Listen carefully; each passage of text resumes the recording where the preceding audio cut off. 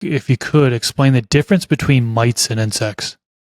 Yeah, sure. So they last share a common ancestor like over 500 million years ago. Even though they look kind of similar, they're actually very different. So mites are like arachnids, you see. So like spiders and their relatives in that group. They've got 8 legs. They typically have 8 legs, but like rest of mites only have four because they've lost a lot of genes over time. Let's put it that way. You can watch the video if you'd like to learn more. But mites have an extensive, various ecological regions they've gone into. They basically are in all kinds of niches, and the ones we're dealing with are mostly herbivorous.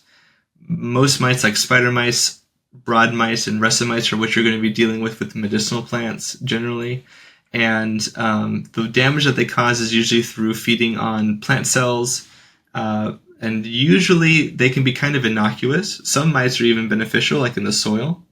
Whereas insects, for example, they're a smaller group for one, a taxonomic range smaller, uh, but there's actually maybe even more parasitic wasps and beetles than there are like basically any other organism on Earth. So insects are incredibly adaptive, highly adaptable. They basically are shrimp that learned how to live in not the ocean but the air by evolving wings. So the first animals on Earth to have winged flight, so powered flight by their own wings and not by gliding and things like that.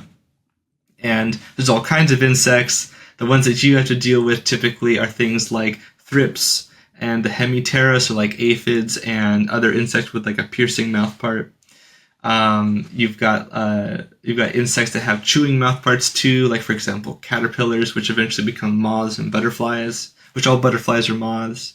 I could go on and on, but the four biggest groups of insects that people deal with or that there are actually on Earth, are flies, moths, beetles, and the Hymenoptera, which are wasps, bees, and ants. So they're all related.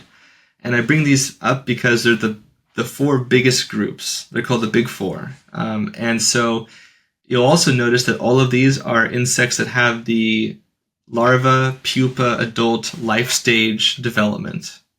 Now, mites don't have that. They have a different sort of life stage, but it's basically like the earliest insects had, where they just start off as a little nymph that looks like the adult, and they get bigger and bigger and bigger, and they become the adult.